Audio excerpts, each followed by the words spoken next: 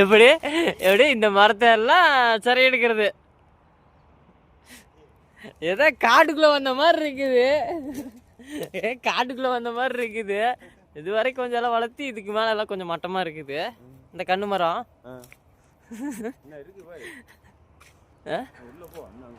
இன்னும் உள்ள போறதா?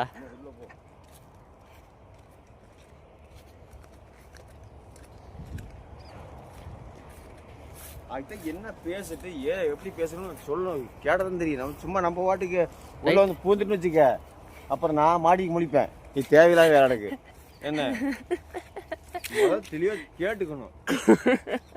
அதுக்காக காலையில இருந்து அல்லாடுற இல்ல இந்த மரத்துக்கு என்ன அடிச்சு சரி எடுக்கிறது இதெல்லாம் எனக்கும் தெரியல.